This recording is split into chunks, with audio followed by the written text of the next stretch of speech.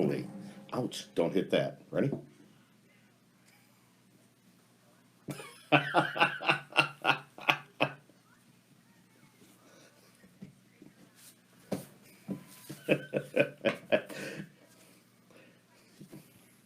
It's a freebie. That's all I can tell you. That was a freebie. What you just put under your beer. Somebody sent me those. It's Mike Lindsley in with SkiP HappEns. And how are you, my friend? I'm great. It is cool to be here. I feel like a rock star in this room. This is so cool. Welcome to my, well, they call it the man cave, but this is my room. I don't know what I would call this, man. I don't know if this is a man cave or like, I'm proud of this. Testosterone room. You know? I'm proud of this room. I know, you got me looking around a little bit now. Yeah. I might get a spider in the corner every once in a while. I see one over there above the Toby Keith. Is that how it is when you get guests on the SkiP HappEns podcast? You just come down and like blow their load, and then you like gotta and then that's it. Yeah. That's cool. cool. And then you blow yours, and you can start. Yeah, and then we can leave. Yeah. Cool. It's awesome here. I love it. Yeah, how'd you like that intro too? And It was pretty good. Yeah, it's pretty great. Yeah, it's like somebody else was down here, and I put that on, and they were like, "Dude, what was Well, look, that?" we've been joking for a long time about this. I had you on my podcast, Yes. and I know that I put a post and said me when you said who do you want on, but like seriously, it is a real honor to do this with you because now, I consider you a good friend. We become better friends since we've seen each other a lot at the ballpark. And you're a guy in the business I look up to. I've told you that for a long time. And you've got a voice from the gods. That, please. The Mount Rushmore of voices is. Listen to yourself. You sound great too. Bob Shepard, Skip Clark, and then I got to figure out the other two. Bob Shepard. I told you about Bob Shepard. Yeah. Okay. When I met him. Really? Oh, did yeah. you? Yeah, you did tell me. Well, I interviewed him about 15 years ago or so, and I went through his son Paul. And so I interviewed him at the end of the interview when I was hosting Pinstripe Passion. Right. I ended the interview and I said, Bob, I said, can you do me a huge favor? I said, Derek Jeter is not playing for the Yankees today, but I am, and I'm wearing number 2. And silent, right? And sure enough, your attention, please, ladies and gentlemen. Now batting for the Yankees. That's Mike pretty Lindsley, good. number 2. And he Seriously? he did the whole thing. Yeah. That is so number 2, awesome. Mike Lindsley, number 2. So then, fast forward a year. Okay. That's I'm awesome. in Yankee Stadium, and I'm down in the bowels, the old place. So old clubhouse, DiMaggio banner, the whole thing. And I've just walked out. They're all there: Jeter, Bernie, and Matsui, all of them. So I walk out, and Shepard is just kind of hobbling down the tunnel, right? So I go, excuse me. I walk up and I go, excuse me, Bob. And he turns and goes, hello. And I was like, oh, shit. So he turns, and I said, hi, Mike Lindsley. And he stops me. I couldn't even get through Lindsley, and he goes, from Syracuse. And I was like, wow. Shook his hand. I said, thanks for coming out. I'd be blown away. You're a legend. Just like, wow. It's pretty cool. Yeah, Pretty cool. Talking about cool, you're cool. And thank you for that in the beginning. But it goes both ways because, I've been in radio and I've been doing the other thing. You're doing the sports thing. And but, of course, our paths do cross. They do. And they did for a while. And most recently at the ballpark, which is cool. And what's that like? You were like the on-field host with the Syracuse Mets, the inaugural season. So that's a part of history. So do you consider yourself a part of history with all that? It's cool. I mean, my wife thinks I'm old, so I guess I'm pretty historical already. She thinks you're old. No, it was in a way. I look at that experience a little differently than some people, because they look at the on-field part as just wow, you're like the voice of the. Not really. Like the voice of the Mets is Michael Tricarico. The voice of the Chiefs was Jason Benetti, Kevin Brown. Yeah. That's the voice. John Sterling's the voice of the Yankees. Sure, absolutely. The way I look at it is, I was the on-field entertainer, to put people in a good mood. To make them smile. It's hard. That's a hard job. Boy, is it? And to put because everybody's always pissed off, right? Yeah, but, exactly. But like to put that one kid, who didn't expect something, gets a ball, or a win, or the bases that they didn't know they could run, or they've never done the musical chairs. So I looked at it as an entertainment thing first, and second, kind of a pleasing of the crowd thing, which, as you say, is not easy. And then I think the third thing, which might be the most important one of all, was I kind of walked into this thing like, okay, I'm an on-air guy. I'm not scared of a microphone. I'm not scared of crowds. And I did it. First year was with the Chiefs, obviously the last year. And I'm a radio guy. I'm a talk show host. I have a ton of opinions. I'm a reporter. I can go 3 hours in radio with half of a piece of paper and the internet.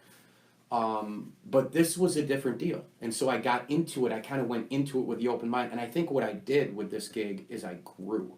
I think I grew a lot because it's helped me with public address. It's helped me with podcasts. It's helped me with 9-minute videos, you know? Yeah, what people don't realize is... My ad-libbing, for example. Yeah, well, we can sit here and we can talk, and we're fine. Sure. But to get out there on the field and actually grab the mic, and you got the delay, and you got all that going, it's not an easy job. Plus, I don't know if fans know this, but you only have, like, what, 2 minutes in between innings, right? Yeah. Like 2 minutes? And you know what is crazy, though, Skip, is when you get older in the business and you see different things and you grow and you learn, you have to be a time guy no matter what in every walk of this thing, Yes. right? So if I'm a time guy in radio and I'm hosting from 3 to 6 and I do my monologue after an update at 3:02, I know that the best radio, everything's in quarters in radio. Yes. In talk radio. So ratings are built on segments. So if I go from 3:02 to 3:11, 3:12, that's cool. If I go to 3:15, 3:20, and PDs will kill you for that. And talking about program directors. Yes, Yeah. yes. So They that I will know. kill you for that. Right. In sports talk radio, you are built on AQH. It's average quarter hour. You're built on that. Real program directors, there's a lot of radio stations in central New York for sports radio that don't have real ones, and I mean that, and I have no problem throwing opinions out on this podcast. I'll do it for you. Okay. But my point is that I worked in Albany, and there was a Yes. real PD. I hosted radio for SB Nation for Yahoo Sports. Yep. PDs are up your bunghole to make sure that you're out on the clock. And if you keep going, you'll lose your job. I mean, it's that Oh, serious. it's all about timing. So timing. So 9 minutes in talk radio for me is a minute and a half on the field. There you go. You know, squeeze it all in clock, and you make clock, it happen. clock. Click, click, click. And that's where the ad libbing for me. I've grown as an ad libber. You know. Well, you did a great job. So, yeah, thanks. we were always at the games. Yeah, it was fun. Myself and You know, Zach. And it was fun. And Nance all the time. And I have to say that my son Zach, of course, he always looked for you. And what you did, I mean, you made that connection with the fans too. When it came from the play ball kid, you were always getting a baseball from Dilson. Well, you know, and he's, I guess, he's doing his own thing. Yeah. But and that's a shame because he's such a good guy. But he would always give you an autographed baseball to give to the play ball kid. Yeah. You always asked for that. That was you saying, "Hey, Dilly, give me a ball." Yeah, I pushed for that the year before too, and it was kind of a different roster with the Syracuse Chiefs that last year. A lot of good guys, but then I think what happened was as the season went on, the grind gets to these guys, man. I mean, baseball is a grind. That's another thing I learned about being on-field host is when I got there and saw the minor league thing go, you know, the train chug, and every day you're like, okay, I was just here 16 hours, I'm back tomorrow for 17. And it really is. Those homestands are a lot of work. Those people put a lot of time in. But this Mets group was different. There was a different feel. There was the good guy thing. They liked each other. There was teamwork. You could see that. You could. And You could. we saw Right from something the that we did not see other years. Yep. I know you guys and Jason, everybody did everything they could do on their end. But the players this time around, there was a lot of people just getting together, high fiving. I mean, all that was going on. It was just it made it fun. Yeah. It made it interesting. Yeah, I mean, Not that it wasn't before. Don't get me wrong. I mean, I love going to the games and watching everything that's going on. But No, 7 games in though, it was like a guarantee, like with Dilson. You know, and you could tell from Dilson Herrera to Reimer Liriano to Rajay Davis and Tebow for his time, and there was just that. I want to do this kind of thing, and you're not really forcing me. And then Dilson told me, he was like, "I got you every game." I'm like, "You sure about that?" And then sure enough, And he like did. a dozen games in, and then I was like, "All right, I'm buying into this guy. yeah, no, he's the real thing. He's the real deal. He's great." He's great, and we wish him a lot of luck. But with the games, just getting to know the players. One thing I noticed after the games, if we win, you get to interview somebody. And Tebow wouldn't do that once, correct? He What, wouldn't. what was the deal with that? He wouldn't do that once because he wanted to be interviewed only if he was the game-winning hit. You know, because he didn't want to take the attention and put it on himself. See, I think that's cool. Which is classic Tim Tebow. But that's Tim. awesome. He was on TV today, by the way, this morning. It's just crazy. You know? I had to work. He was insane. I was at the gym and I was working on my phone and I peeked up and I saw him. I didn't hear what he said, but Yeah. he was on the cooking. What's the Rachel Ray? Is that her? Oh, he was on with Rachel. He was on He's with done that a few times. I've Yeah. seen him on that. Yeah. He was probably cooking something full of protein, just guessing. You know, that guy was so Probably. jacked, man. I don't know. Yeah, yeah. But you know, Yeah. it's just the thing is in the post game, you know, Tebow was doing his thing, and you respected everything about him. You I respected. don't mean to cut you off. I didn't take the phone out of the room before. The great part about podcasting though is that there's all these background noises Yeah, sometimes, like the phone, my dog's in the background when I'm recording. I think he was making noise when you were on mine. So, but yeah, he didn't want to take attention to himself, and eventually I had to get him, and I got him, and then you know there was that. I thought he was closer, and the sound was really really good, and then it wasn't. Some people said they could hear it, and other people said no, and. But yeah, he was a great It's guy. difficult. The Great stadium's difficult Great to do guy. that until we upgrade the sound system or until they upgrade the sound system. I say we because I'm stuck in the press box every once in a while. Sure. So, which Sure. is, you know, it's like, that's different. That's an experience. Oh, it sure is. Now betting. Yeah, right.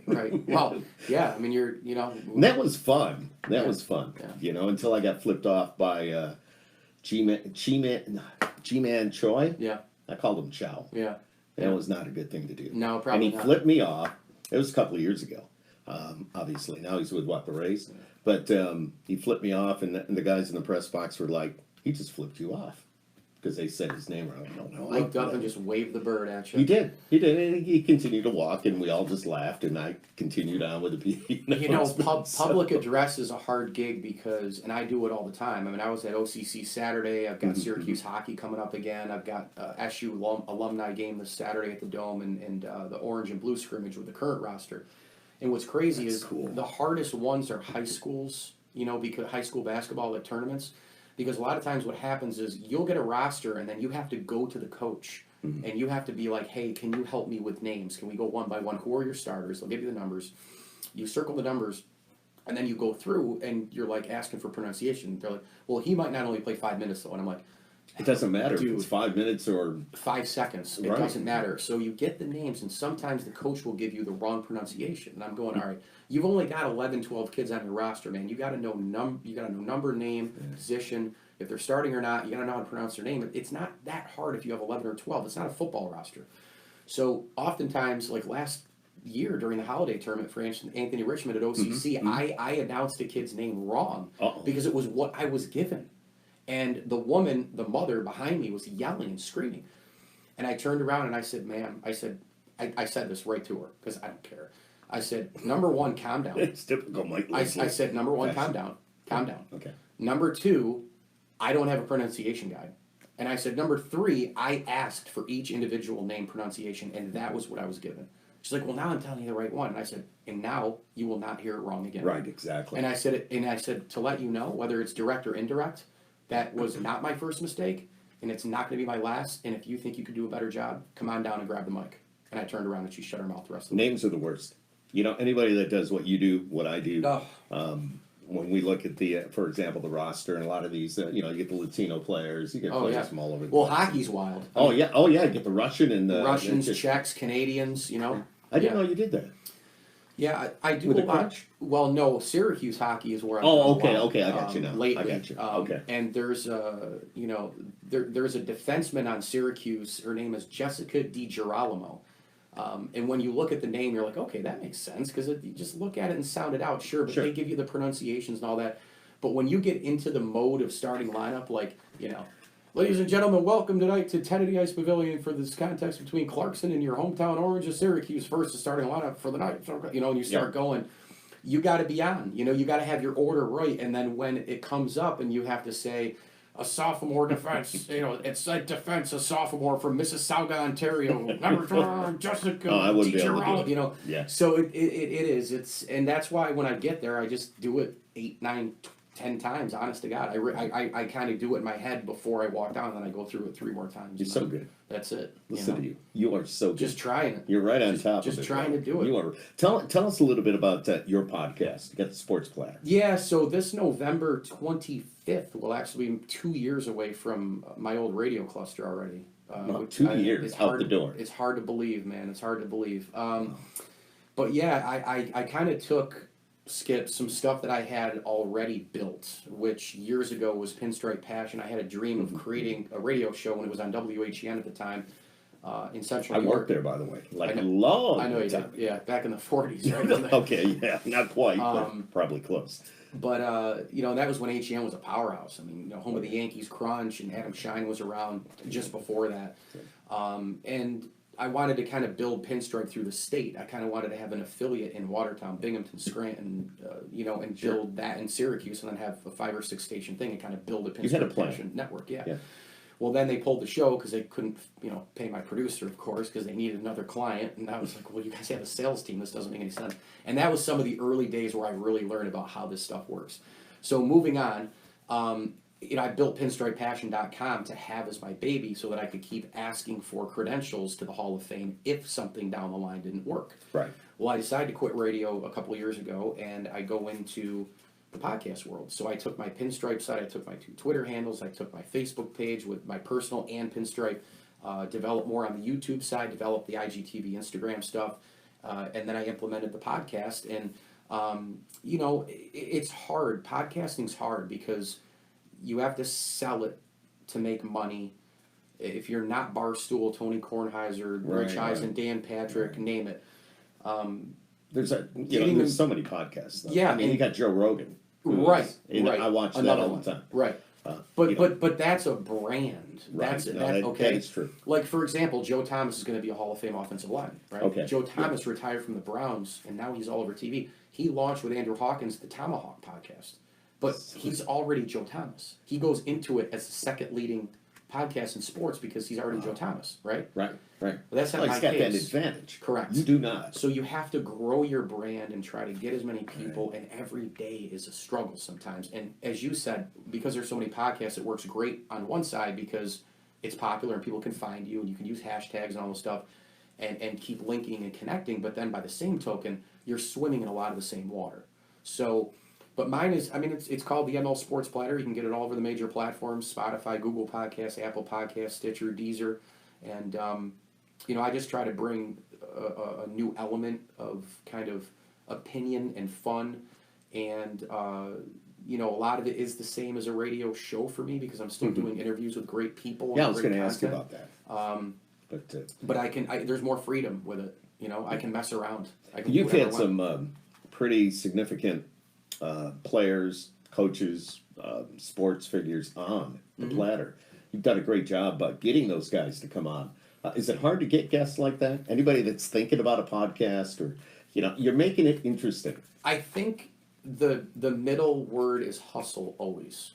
I think whether you're trying to get a client on to introduce the show, Right. to get a meeting, to grow your LinkedIn, it's always grinding and hustling. So getting guests on is the same kind of way. So perfect example. Adrian Wojnarowski, right? Okay. He's the lead NBA reporter in the country. Yes. He's also a St. Bonaventure graduate. I'm told that's a very good school. Yeah. Well, my daughter went there. It's a great school. And Woj has done a lot for me. Woj, I emailed him about, I don't know, maybe 9 months ago. And he was brutally honest. I sent him, I've had him on before, a bunch of times. okay.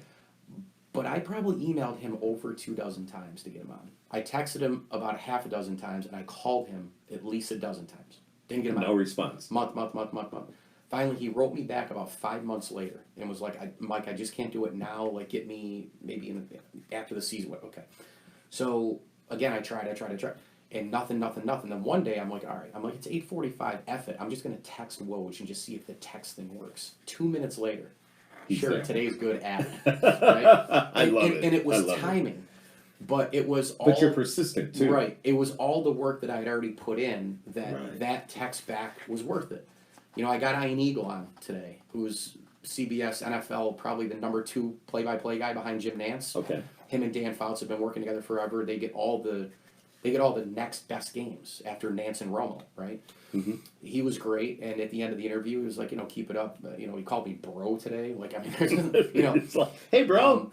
But let me tell you my best example Okay. of getting somebody. I'm learning a lot here. This is cool. This is the best example of getting somebody. So if somebody's looking to start a podcast or they're Right. just getting guests, they don't have to sell their show. What a world, what a life. If you're just the on-air guy and you're chasing people, do not give up ever. if you want to get somebody. Don't give up until you get no, like the 8th, 9th, Right. 12th, 15th, 20th time. Because here's my example, and I'm going to keep this to under a minute, I promise. So I end up getting Cal Ripken Jr.'s PR group contact info from, I can't even remember. This started back in 2006, right? So I'm trying to get him on, trying to get him. John Maroon is the contact on email. Okay, maybe, and it was that whole thing back and forth for however long, right? Ripken goes in the Hall of Fame with Tony Gwynn, first ballot in 2007. Right. I email again. I call. I email it. So 08 to 9 to 10 to 11 to 12. This keeps going. I'm trying still at least 4 to 5 times, maybe 6 times every half a year. Mm-hmm. So then I just put the full court press on for like 2 or 3 years because the same PR group kept asking me to promote books. And I'm like, cool, I'll do it. And then at the end, I'm like, ... by the way, can I get Cal on? Right. And every time it was some BS string of crap, right? So just this past, 2018, I'm waiting for the Hall of Fame induction, right? And everybody starts walking in. Here comes Ripken, right? So I walk up to him. I go, hey, Cal, Mike Lindsley, nice to meet you. And he's like, hey, Mike, how are you? And I said, good. I said, I'm a longtime sports media guy. I've been covering this thing since '04. And I was like, one of my favorite players, even though I was a Yankee fan growing up. And he said, and I'm over a minute, by the way. It's okay. And he said, it's all yours. He said, oh, cool. And I said, yeah, John Maroon at your PR agency. He goes, yeah, you know John? And I said, well, I don't know him, but I said, I've been emailing for about 12 years. And he goes, oh. So I said, do you have a couple minutes to chat now? He goes, no, I got to get on stage. And I said, okay, totally cool. I go, how about a picture? He goes, yeah, that's great. Okay. So he hands the phone to a woman who I have no idea who she is to take the picture. There's a cop next to her, and the cop goes, come on. He tries to pull my shirt away. Like, come on. Cal goes, no, officer, I told him it's okay. So they take the picture. I email. I go, thanks, Cal. Shake his hand. He walks up. I go my own way. I email the picture to John Maroon that second. Hey, John, Mike Lindsley. I'm right at the Hall of Fame. I'm in front of the stage. Just met Cal. He's a great guy, as expected. Still can't wait for that interview. ... Let me know if you want any other books promoted. Mike Lindsley. Right? Perfect. So he emails me back, and he said, oh, we'll see. We'll try to. So some of the same stuff was going on, and then all of a sudden, I let it go for about 2 months. And I emailed him again, and I'm on the elliptical at the gym. And I emailed John Maroon, and he emails me back, and he said, how about this Tuesday at 10 a.m. for Cal Ripken?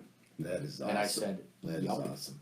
And that's how I got him. And he did a liner for me. That's awesome. So I have Ripken, Linda Cohn, Jay Billis, and Woj who have done, hi, this is Cal Ripken Jr., and you're listening to the ML Sports. See, that is so cool. I mean, you're doing it on the sports side. I do it on the music side. Mm-hmm. I have country artists, and there's a lot of those, not only country, but artists in general that I have to stay on top of and actually email. And we go back and forth, and I get a lot of emails at work pushing books. But I'll say, hey, I want to interview just like you did, but it's almost the same thing. If not the same thing, just you do it with sports. It is. With music. So are you going to get, country stars to come down here and perform? Yeah, next Wednesday. Really? Cool. Yeah, I have, it's AJ Sanders. He's a brand new country artist. He's got a song on the radio called Chevy and Daddy. So he will be in the SkiP HappEns studio. Now, do you play guitar? I do not. So those are just wall decorations. Okay. They're autographed. All my trips to Nashville, everything I've done over the years. Still have yet to go to Nashville. You got to go to Nashville. I want to go so bad. You really should go. You would love it. I want to go for a weekend and just do the country thing, go to a hockey game and come home. It's awesome. Yeah, that's all I want to do. Just to be in that arena. I've been there for the CMAs, and I had a chance to go to a hockey game. I didn't go. I should have gone. But maybe this time around, I go every February. Yeah. I can't talk. Every February. So. Well, I'll have a 2-month-old in February, so that's out. But the year after that, maybe I could just, find my way on your plane and just. No, that's fine. Dude, I'm there, and I've got the hotel room, so I'm just saying. All right. It's always there. But no, I don't play the guitar. I know there's one there, and I think there's another one. I've tried to learn it. I've tried to learn a little bit. It's a very hard instrument. I was a trombone player when I was younger. I played trumpet. So back in high school. Guys. Yeah. I was went to West Tennessee. I was in the marching Wildcats. So you were pretty good. When you screwed up, you had to do push-ups. Pretty much. Yeah, they had us running laps. Yeah. And that was in band. Yeah.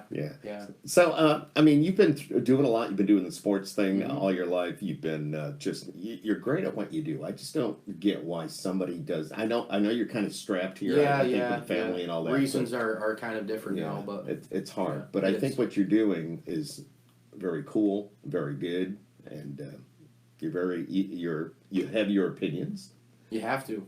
Sports And talk. stick with 'em. Yeah. Sports talk is about opinion. People they butter their bread in sports talk with opinion. You give it, you own it, and if you're wrong, you're wrong. If you predict and you're right, you look great, but nobody ever talks about that as much. Because we're in a society now in 2019 where we have split political views. We have negative Nancy's come right to the front of the line. Twitter has become something that is fun and has helped brand my stuff and is another outlet. And I can't even tell you how many interviews I've gotten off of Twitter. I mean, I've gotten Armin Katayan off Twitter. I've gotten John Middlecoff off Twitter. I've gotten a million people. I'm going to get Mark Lebovich, a national author and NFL guy. Has written 8 or 9 books, best-selling guy. I've gotten a million interviews off Twitter. Cool. But it is also a pain in the ass. Yeah. And no it's doubt. super negative. I have stopped. I'm not even kidding you. During games where literally it's a big thing because people are on it all the time, seeing updates and this and that, and they're checking in between innings, sometimes in between pitches or plays, depending on the sport. I have literally stopped tweeting during Yankee games, during Bills games, during Sabre games, and during, what am I leaving out? Cuse football so far, and I probably won't for Cuse basketball as well. What do you think about the Cuse football? Well, I think... Shouldn't I? Here it comes! No. I think what people are missing in this town, and this is what happens... This is what I want to know. This is what happens when you struggle for a long, long time. You have a really good head coach who you didn't support, Doug Marrone, and Darryl Gross. They had a lot of this going on, and Doug didn't get support, and so he took off for the Bills. He said it was a dream job here, but then things change, and then people kind of killed it for it. But this goes back to like, okay, Marrone comes in and then he leaves. They make a terrible hire with Scott Schaefer. He kind of is using Marrone's guys. They make a bowl, and it's all okay. Right. But for the majority of the part, even when Dino Babers got to Syracuse, it was kind of a shit show. I mean, Syracuse football had been really bad since the Pasqualoni era, since Dwight Freeney, since Donovan McNabb. Recruiting was down. The budgets are down. They're way down in the Big East, all this stuff. Dino comes here, changes the culture, changes the recruiting, hires the right staff. They go 4-8 back-to-back years, but a lot of that had to do with Dungy being injured and a collapse after the Virginia Tech win and after beating Clemson at home. Fast forward to one more year, Dungy stays healthy for the most part. They go 9-3 and they win a bowl game, right? So now all of a sudden it's, ooh, season tickets are up and I want to go to the Dome again and I'm a fan again, which I call bullshit on those fans. Right. Because you guys don't want to be the fan when they're 4-8 and we're waiting for the incline. What do they call it? Like fair weather fans? Fair weather. And they're in every market. They are. I get it. But what happened was going 9-3 was a blessing and a curse. It was great because Cuse is like back on the national radar. They finished as a top 15 team. There was actually, Skip, a mathematical solution that if they actually, if like 42 things bounced the right way last year, Syracuse during the last 3 weeks of the season could have made the college football playoff. It was actually mathematically available, okay? Long shot, but it was there. We put guys on the moon, right? Okay. So, but what I'm getting at here is that going 9-3 and then 10-3 eventually with a bowl win over West Virginia is people then said, okay, let's go. You got to beat Clemson next year again. You got to go win the ACC. You got to be in the ACC title game. You got to go 10-2. You got to be 11-1. I have an unnamed media guy who came on my podcast and actually predicted this team to go undefeated, and I literally almost threw up in my mouth. And I didn't want to come at him. He said we would be undefeated. Undefeated national champions. Yes.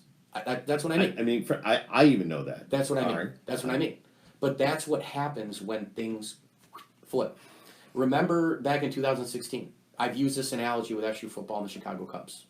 Chicago Cubs are lovable losers. 108 years, the Billy Goat, the Black Cat, Bartman, blowing games, right? They're laughable. Yes. They were laughable. They're down 1-3 in the World Series, and you're like, here it goes again, right? They win 3 in a row. When the crazy stuff happens, that's when teams, look at the Nats, we'll get to them in a minute. Yeah. But the Cubs then win, and they go from lovable losers. I'm looking something up. Right? Keep going, man. They go from lovable losers to winning, and then all of a sudden, the D word gets thrown around. Not that D word, but dynasty, right? And you're going, what? And then all the pundits come out. All the Cubs fans come out. Well, wait a minute. This could actually happen. We've got John Lester. We've got Kyle Hendricks. We've got, Jake Arrieta. We've got Rizzo. We've got Bryant. We've got Russell. We've got Schwarber. We got Theo Epstein, the greatest GM of all time. We've got all these guys. We got Doesn't matter though. Joe Madden.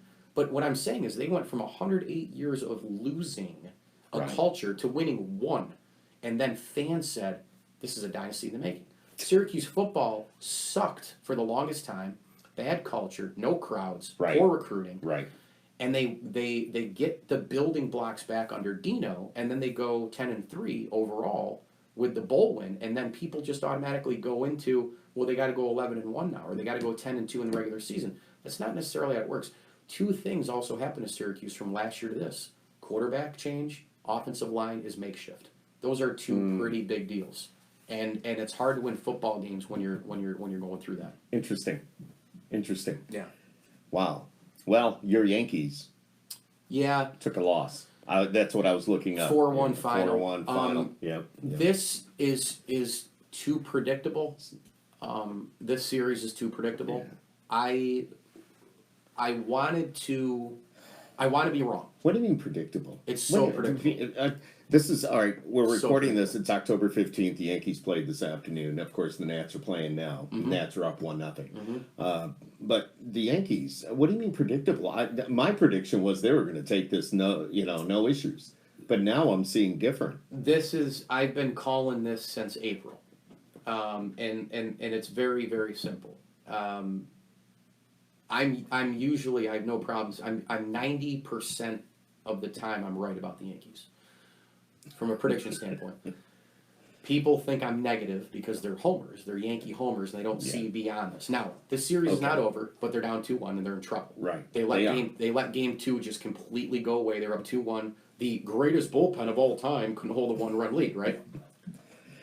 I don't know. Bullpens all the way around. And that's tough. Tough with any team. But you don't know who you're going to But here's my point. Okay. The Yankees are built, and this is why I think Brian Cashman is one of the 2 or 3 most overrated GMs in baseball. Believe it or not. People are like, oh, really? This guy's crazy. Any Yankee fan watching this right now is going to go nuts with me. But just listen. Brian Cashman has had an opportunity the last 3 years to sign major pitchers or acquire major pitchers. Justin Verlander was out there. He signed at the last hour with Houston, right? Yes. And they gave up a bag of beans for him. I remember. Garrett Cole, all they wanted was Clint Frazier and Miguel Andujar. Now, granted, Andujar looked like he was maybe something, a fixture. He was a Rookie of the Year candidate, all this other stuff. But you knew that in a year, Manny Machado was going to be available in free agency. He was the only guy that I would have wanted on the Yankees. I wanted him. He's on a trajectory to go to the Hall of Fame. He's a great fielder. He loves New York. And I never would have thought once about getting Giancarlo Stanton. So what Cashman did was he ignored pitching. Verlander, I wouldn't have gotten Corbin unless it was just 5 years. Okay. But he ignored pitching with Cole. He ignored it with Verlander. He ignored it with several other guys. And instead, he went and got Giancarlo Stanton because he was, quote, cheap at $30 million a year and made room for Gleyber Torres and traded Starlin Castro.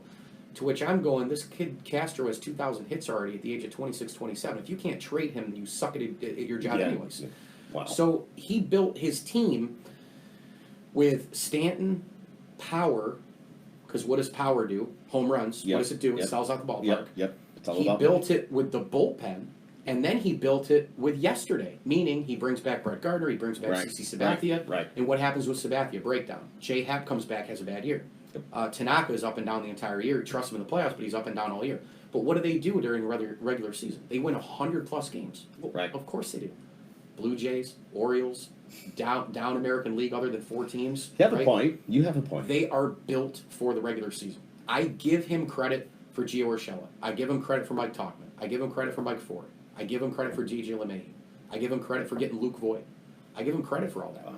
But I do not give him credit because he is missing the number one most important thing in the playoffs, and that's starting pitching. I've said it in order. Number one, you need starting pitching depth, an ace to go with it, timely hitting, and a bullpen. Those are the 4 things in order to win one of these. Not a wedding ring, but a World Series ring. And so they've lacked that. They beat the Minnesota Twins. Bravo. Way to go. You always beat the Twins. The Twins hit 307 home runs. They beat you by 1. They're built for the regular season. How'd the Twins do? They're built for the regular season a little bit more than the Yankees are. Now they're playing the big boys. Yeah, They're now playing it's all behind you. starting pitching. Yes. They're playing Cole. They're playing Verlander. They're playing Greinke. They're okay. This is the real. This is big boy. This is big pants on now. Diapers are gone. They're big points. The big pants are on for these guys. And you know I like what? the way you phrase that. And you know what? My final point on this: go try and tell the Washington Nationals that the bullpen's the most important thing. Go try it. Scherzer, Strasburg, Corbin. Go tell them. Yeah. Go tell them. Well, what do you think of the Nats? On top of you're talking about that. I'm thrilled for them. Of course, we are a fan, even though we're no longer the affiliate AAA. But I'm thrilled some for good them. guys, and they're playing some great. They're playing a hell of a postseason right now. Yeah, It's just phenomenal.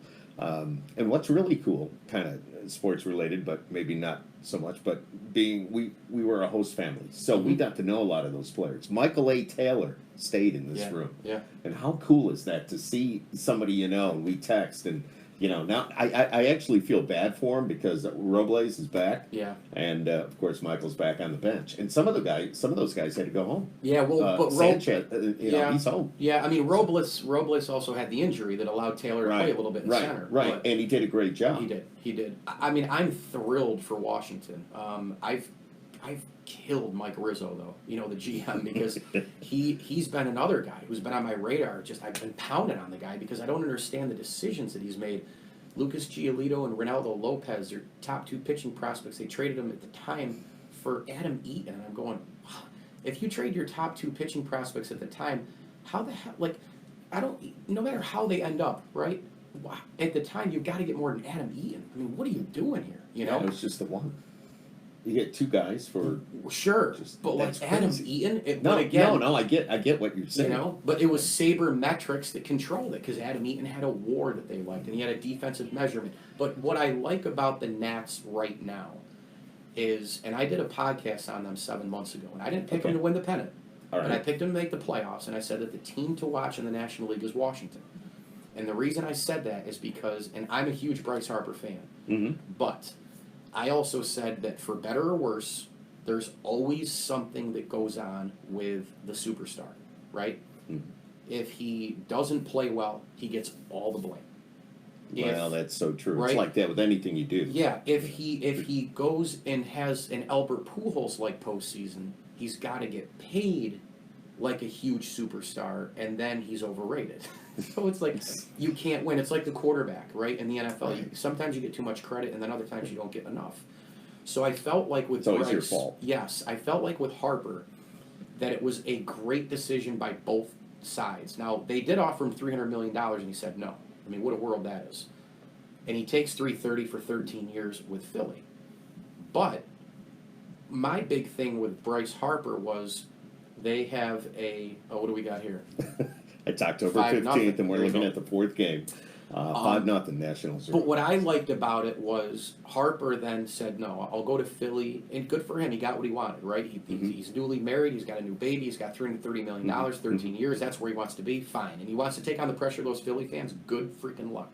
Okay? I don't think he cares. He's got the money. He doesn't He care. doesn't care. He's where he wants to be. I think it's more than that, though. I think he left a lot of money on the table, believe it or not. I mean, because he could have signed a $300 million deal, for, or he could have even signed for $250 and $8 million and then gone back into free agent. But he didn't want to do any of that stuff.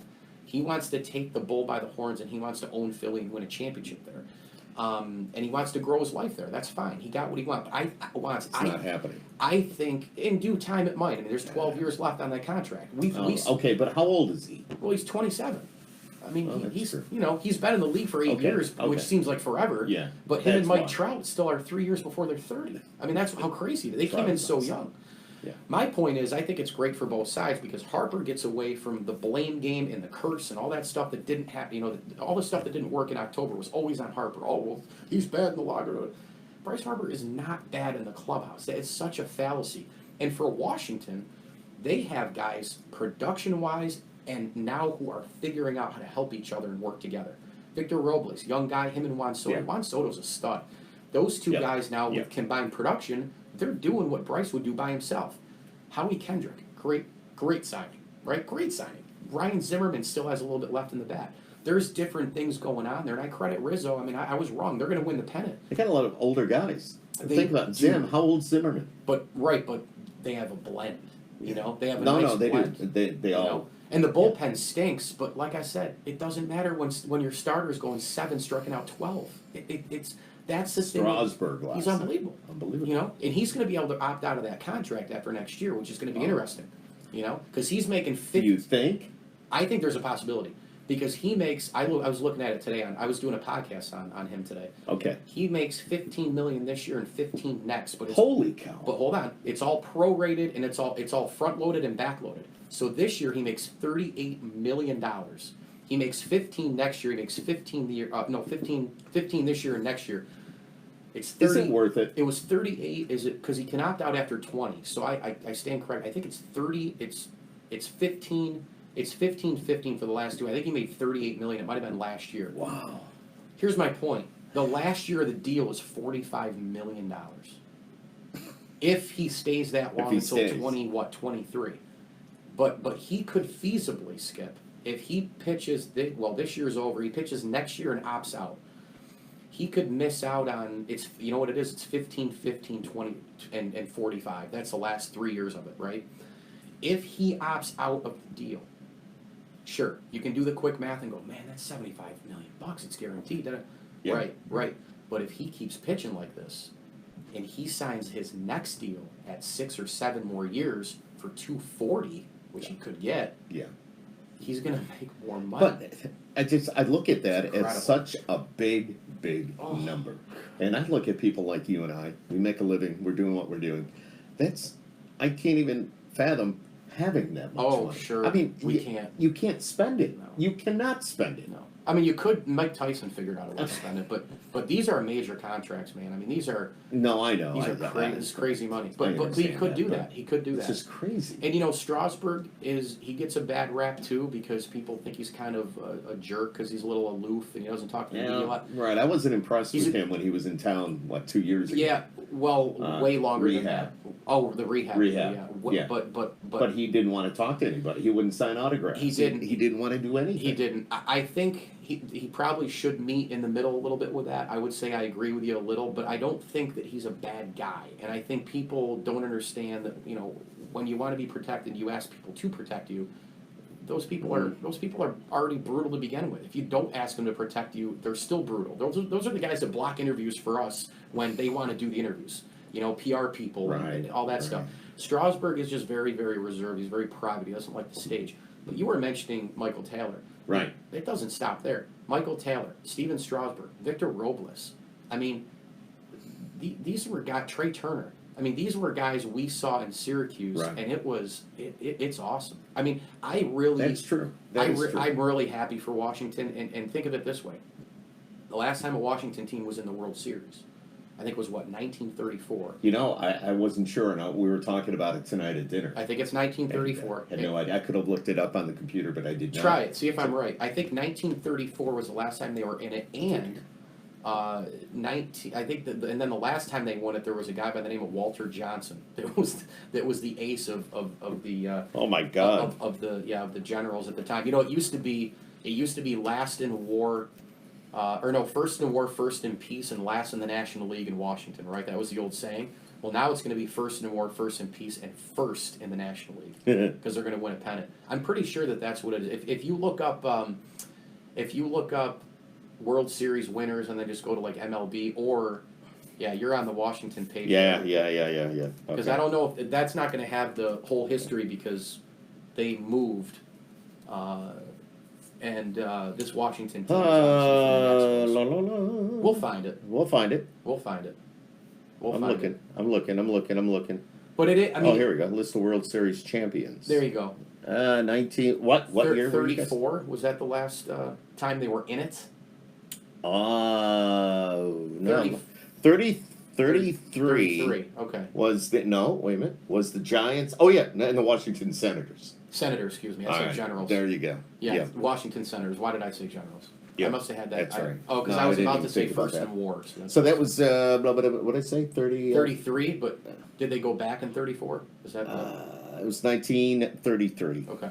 But, Wow. You know, Okay. so there you go. So the Senators, and then Walter Johnson is considered. I mean, maybe the greatest right-hander of all time, the Big Train. That was the last time they won a World Series there. Well, look at it. I mean, chances are, I mean, if they go in against Houston, Oh, that's going to be starting pitching galore. yeah, And it's time. going to be Brian Cashman sitting on his couch right where he belongs Absolutely. for not getting pitched. Wow.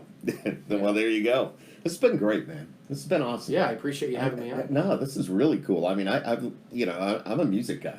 Yeah. Yeah, I'm So on the am air. I, but but not- you do the sports Yeah, side of it. yeah. I'm on the air every day, and I do just all the music stuff, and it's fun. I enjoy.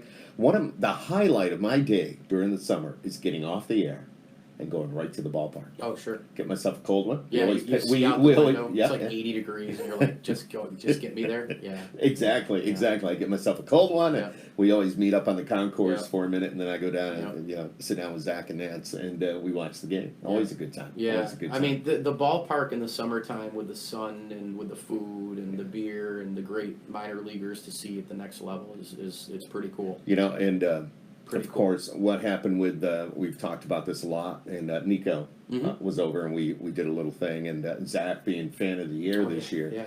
yeah. Mike, I got to tell you, it just yeah, That was some cool stuff. I don't It know was how you real cool. I don't know how you kept that together. it was very hard, very hard. Because you've had, I mean, with him, you've had an emotional year.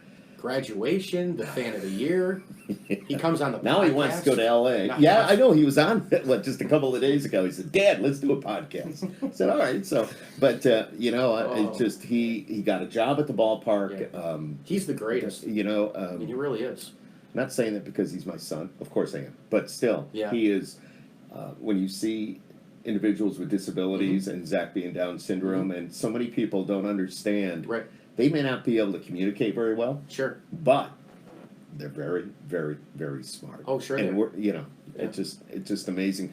When he got the job at the ballpark in the Yeah. press box, doing the lineups and doing the scoreboard, when you see all the birthdays and all that, Yep. last few weeks he was doing those. I know. So Well, that was just And you know what amazing. what frustrates me from kind of afar and not knowing anywhere near what I would know is you guys, being parents for him, is that, the disability thing has people just immediately kind of brush him away Yeah. and brush him off, and that they can't do this or can't do that, and I now I look at Zach and I wonder what he can't do. At this, Yeah, at this I point. mean, just You you know. look at anybody and you go, And I mean, he's the guy everybody wants to see at the park. He's high-fiving, pounding fists. He's he knows everybody. He gets up. He gets up. The SU cheerleaders are there when they. I saw that. That was great. He then the next goes. I don't know where he went. Yeah. All of a sudden, because he has a phone, Yeah. pops up a picture of him with about a dozen Right. cheerleaders. And there's a he's- lot of my friends who would have been loving it to be in his Exactly. spot, boy. I'll tell you. and another time he's walked all the way over to the other side of the park and just wanted to sit by himself. Yeah, sure. And watch the game. Sure.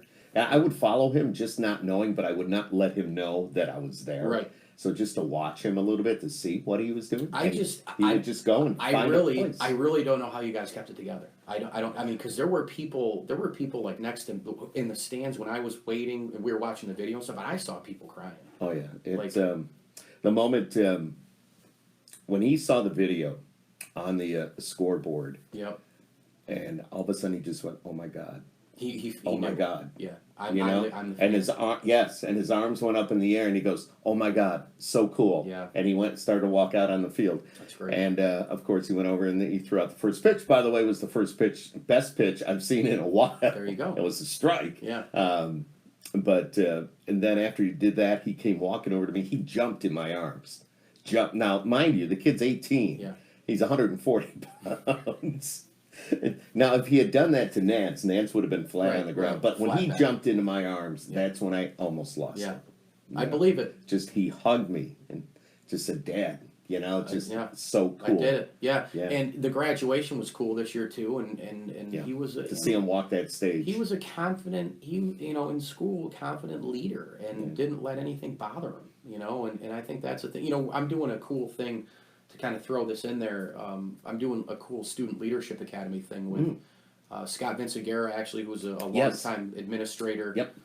Used to be principal at my old middle school in Central Square, and then Dale Graybell, who I had in psychology, who coaches boys varsity golf still, and then Kevin Brazel, who actually has done camps at Central Square for a long time, and Dal and Kevin met during their kind of playing careers and early coaching careers, and they both ended up at Central Square. Kevin coached a ton of really good girls varsity teams at Square, and still coaches now and refs soccer and coaches lacrosse. But what I'm getting at is that the whole thing is kind of built around confidence and teamwork and leadership and all that. And there's segments to it, and they're at several school districts around Central New York. And you know, I look at those kids, and they were hand selected and all that sort of thing. But like Zach created his own way. You know, like he created his own way with a challenge, with a major disability. So, tell you, man, hats off to you guys. I told you before, but hats off to you guys, man. No, and we appreciate that, but it's not easy. But it made us better people. And the ballpark, when we go to the ballpark, and I firmly believe that it's people like you, the players, the fans. It's that whole experience has taught him so much. Yeah. You know, he's excited. He was excited when you walked through the door tonight. All right, he had to show you his room. He was telling me that. Man, the shrine. He goes, I gotta, you know, Mike, my room. Yeah. You know, he pulled me up. Yeah, exactly. I gotta have him. I gotta have you guys over to the house and have him meet my dog and see the baseball stuff. Yeah, you know, awesome. Would love to see it. Love to see it. So the podcast. When can we catch it? First of all, you do 9 minutes with Michael. Yeah, so that's a part of my platform. But you're so thin, and you're always in a restaurant. Okay, that's what everybody says. Yeah, 6 days in the gym though, so I gotta work good out. For you. I gotta work out to burn it so I can eat it, right? But. I do two different kind of things. I want to do more Facebook Live. I started that way, doing a lot of the long form, and then I kind of shrunk it and combined it with 9-minute videos. The reason why it's 9 minutes with Mike Lindsley, there is a method to the madness. Okay. IGTV, which is a part of Instagram, which is their video part, right? Right. They don't allow you to upload a video on IGTV past 9:10. Or 9. I think Smart man. I think it's actually 9:15. I know, but I get it. So I'm getting so pissed off because I can't upload like long form, and I'm like, what this way, you know? And then there's people complaining because like, you know, they're like, well, you're on Facebook and I couldn't like interact, and I'm like, well, that's why I promote it 2 days in advance. Well, I didn't see it. Well, then don't talk. Like, just don't talk. If you miss it, don't blame me for it. Right. So I started doing the 9-minute thing combined with the longer form for Facebook, and then the 9-minute I can upload on YouTube, Facebook, and IGTV. So I take, like I said earlier, you know, I take all the stuff that I kind of had already, and then I built more with it. And then my podcast, I'm pumping out probably between 20 and 30 a week. That's awesome. Some of them are just me bantering and opinions and you know, you're swearing really, about something. Very knowledgeable. And then the other ones are guests, you know, where I build it around the Iron Eagles and the Wojs and Jay Billises and those kind of people, and the Skip Clarks. And so I just I'm the boring one. You know, no, you were great. I had fun with you. But you know, and so it's the podcasting, it's the videos, it's spinstrightpassion.com, it's the social media, it's all that stuff to kind of combine it. And then I throw it out to people to tell them, you know, this is what you can reach in modern media. Like, this isn't a traditional thing. Your best book in radio is always your best book, period. And in this, you touch people and share, get shares, and you have no idea who you're going to get. You have no idea who's going to see your stuff, you know? I love it. I love it. I love, you know, watching what you do, and I love doing what I'm doing now. Yeah, doing this. It's fun. Well, I mean, when you get tables like this, I love it too. Well, his name's Dave Vivenzio. He loves working with wood. He's got his own little wood working business and making whatever. So he's a craftsman. Yeah. Thank you. I was lost for words. A craftsman. He's got a trailer. He tows around behind him. He gets all this lumber and he builds things. And we've been friends a long time. And he said, I want to make you a table. I said, I would love a table. That's awesome. So he goes, how big do you want it? And I said, I don't know, 4x8. I had no idea. Well, it's like when you buy a Christmas tree and you bring it home and you go, or the banners. Holy shit, this thing's big. Or the banners behind you. Yeah, right? exactly. Yeah, exactly. It's like, wow. So anyways, it took about 4 of us to bring this down. We had to take it apart, but it was heavy. But Dave built this. He would not accept anything for it. Wow. He put the SkiP HappEns in there. His name's Dave Vivenzio. You can look him up on Facebook, but you know, he did this for me, and I want to make sure that I mention him. And if anybody's watching this and you want to do something like this, do not do the 4x8 table. But I I love the smell of baseballs. You don't know where that ball has been. Yeah, I'm not worried about it. Well, wait a minute. Now look at the ball. Is that a major league or it's international? All right, game ball. grab another one. Grab another one. All right. Grab another one. Say one. Smell it? No. What is it? International? Yeah, I think they're all that way. What? Yeah, they're all that way, man. See? All right. The difference between a major league and minor league ball. You're asking me. Yeah. I think I know. Go ahead. But I'm asking you. No, go ahead. Do I it. think the stitching is tighter. Yeah, and also in the majors, the majors, they mess with the ball. The commissioner lied about it. Rob Manfred, we want more offense in the game, this and that. Next thing you know, look what happened, right? Yeah, how many home runs? 1 million. Yeah, exactly. You know the ball is juice when Brett Gardner can hit 25. Okay, and now he's getting exposed by better pitching, and they went back to the ball in the playoffs. They can say whatever they want, but they went to the other ball. Yeah, okay. But the Pacific Coast League, I don't know if you know this, they were using the Major League ball this year. So They were. So that is why. No idea. Yes. So in the Pacific Coast League, that is why Major League Baseball general Are managers you sure? Yeah, keep talking, because I'm going to find out while you're doing they this. did not want to send pitchers to AAA in the Pacific Coast League because they were going to get bombed because they were using the Major League ball. So they sent them all to AA. For the most part. All right, keep talking. That I'm just telling you.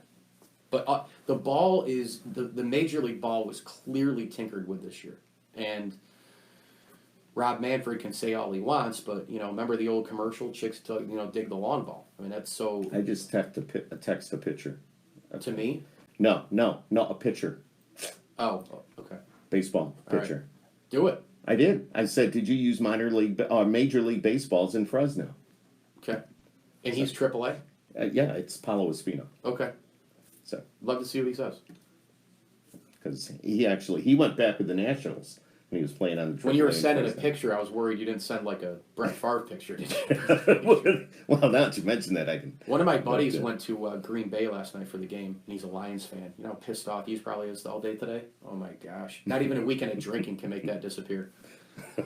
Well, I don't know how quick he's going to respond. Well, you can post something. I will post later. it. And by the way, I didn't even know that I wasn't following you on Twitter. Why not? I followed Skip you. Clark. I followed you tonight. Okay. Good. I thought I was, is what I'm saying. Yeah, I know. I hear you. Yeah. And then I went through. You? I must be. You are, and I went through, and I was like, this dude needs to tweet more. He has a podcast. He needs to throw links. I know. Twitter's good for that. Dude, kind of it's stuff. awesome. It's awesome. You know? When I get up in the morning, though, I have to go to the radio station, and you know how this works. Yeah, but it's you only like, have to do. You can do 4 tweets a whole day. Just use it as a promote. Okay, go ahead. I'm waiting. Yeah, I can't wait to see what he says. He's typing. It says typing. This is live texting. This is live texting. Hey, you know what you're doing right here when you Oh my text? God! When you live text. So, okay, what? SkiP happens when you live text. SkiP happens. I love it. That's what it's all By the about. way, it feels good to have headphones on. I know. Yeah, Oh, yeah. man, That's right. You don't do anything with headphones. I feel so at home. Oh, you go. I said, did you use Major League Baseballs in Fresno? Now, mind you, I text Paulo Espino, who played for the Nats a few years ago, left, came back. He was in Fresno. He goes, yes, we did. And it says, we are watching the game. Nats are playing good. Yeah. Yeah. He is actually, Paulo lived here as well, him and his wife. I don't bring lies to the podcast, man. I mean, I guess not. Triple I can't catch you in anything. You know it all, dude. AAA pitching in the Pacific Coast League. They used the Major League Baseballs all year. The pitchers got murdered. And when somebody was struggling at the big league level, all those AAA teams didn't get the pitchers on rehab or sent down just on assignment. They didn't get any of them. They sent them all to AA because what they were worried about was confidence because they were getting shelled, and they wanted them to use the other minor league baseball. Telling you. It's crazy. Crazy. Crazy is right. Crazy is right. Thanks, bro. Hey, it was great to be on. This is so cool. Yeah. This is so no cool. rapid fire for me. No. I actually had something up, but I lost it. Wait a minute. Hang on. Can you remember what it is? Dude. You're going to... Today's a birthday, all right? I know it's another year around the sun for me. I was actually going to end the pod by wishing you a happy birthday. I could sing you a really good rendition, but I'm not going to do it. I actually had a list of rapid fire, but I don't know what I did with them. Look at you working, a 14-hour day on your birthday? I do. Don't you love it, by the way, when people are like, oh, yeah, I'm taking my birthday off because I'm... You know how many people do that in our business? Like, oh, I'm taking my birthday off to go to the park, or go to, they'll get. I'm gonna walk the dog today on my birthday. They'll get wasted on like a Tuesday night, and their birthday's Wednesday, so they can be hungover for it and then drink again. Stupid. But I've done that. I work. I mean, working on your birthday. I've never heard of so many people the last 5-10 years in the water cooler office talk of like, oh, that's my birthday. Oh, it's a work day? Every day is a work day. I've been at places where when your birthday rolled around, you got the day off. Sure. Doesn't happen anymore. Sure. Yeah. No, I mean, I'd rather does get not happen. I'd rather get my birthday off than like Dr. King Day, Really? you know, or like Memorial Day, but it's not how it works. The company doesn't look at the calendar and go, "Hey, everybody gets their birthday off." You know, they do President's Day if you're lucky, or they do whatever if you're lucky. You know. Next time, I'll have a rapid fire for you, and I'm ready. it'll be good. I'm It'll ready. be good I'm because ready. I actually sat down, like I say, at dinner tonight. I said, "Okay, I'm going to ask him this, I'm going to do this, I'm going to do this," and no, it's in there somewhere. So I will say, I know we're pretty much done, but I will say that in interviewing, the last time I prepared a full list of questions was 2002. Let me tell you. Because I prep during the week, and then I have the questions in my head, and then it's about conversation and it's about listening. So like if you have 5 to 8 questions for someone and you're going to have them on for 30 minutes, 5 to 8 becomes 12 if you listen. Yes. And yes. then it becomes better if you don't have them scripted. So when you were a pitcher No, in exactly. 1982, did you? No. You know, when I do interviews, That's not good. okay, because I interview a lot of artists, at all different levels. I pretty much just go in and wing it.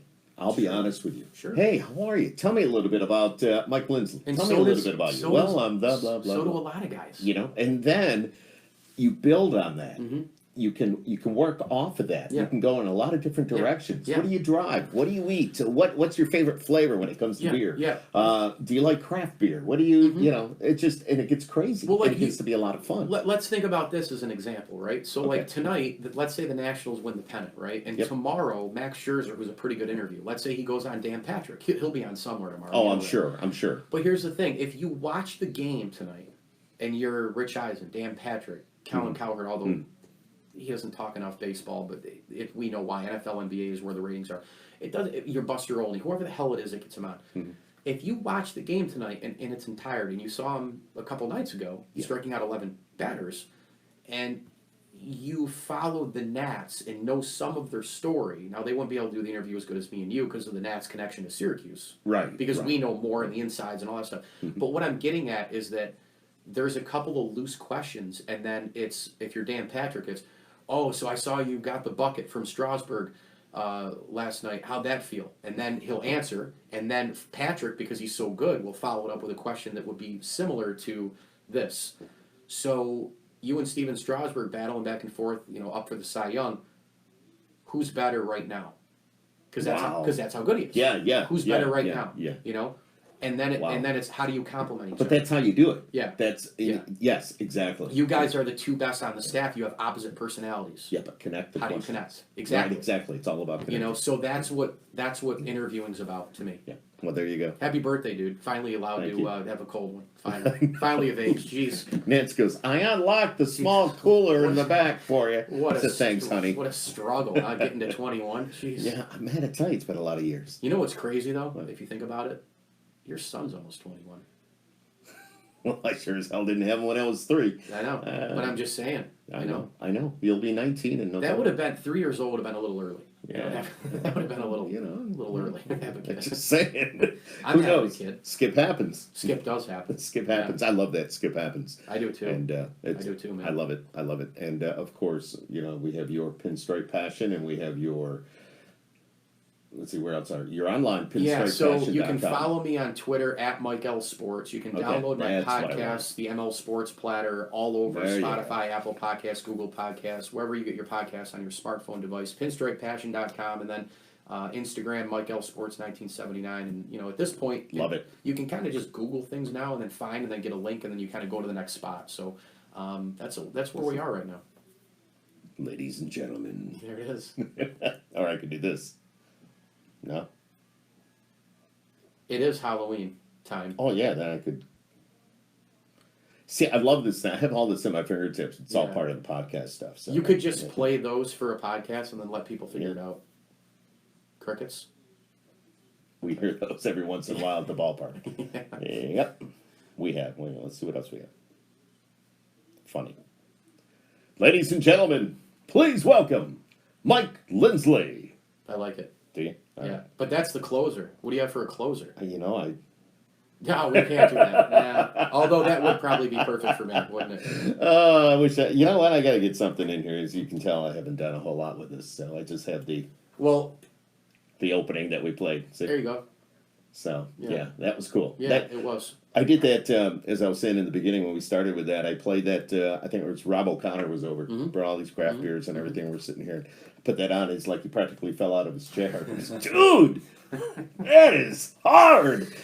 Well, you might not have put the time in on the color buttons, but you certainly, this is really Yeah. cool, and I Thank you. I Thank envy you for that. And for sure. you're welcome to come over anytime. You're welcome to use the studio, Great, whatever I'll you see you want to do. tomorrow. That's fine, dude. I'll give you a key to the house. You can, if you have somebody you want to put on camera with you. I mean, I know you have you probably do your own thing too, but you're always welcome. This is cool. Yeah. This is cool to be here. SkiP happens. Thank you for watching, Mike Lindsley. Check him out online everywhere. We'll see you at the ballpark. What, April? If I was to ask Zach right now, how many hours until opening day? He'd tell you. I bet he would. He would. It's April 17th. He's gonna put the clock up in his room and just count it down. I know we keep saying goodbye and we carry on, but it's a little. He has a calendar. X. He a couple of years ago he made a calendar and put a picture of a player on every day. I don't know. I like it. I like it. It's just amazing what he does. Well, That'll be the next thing. He'll be the calendar guy. There you go. The calendar Yeah, guy for the ball. exactly. Thanks for having me, buddy. All right, SkiP happens right here. See ya.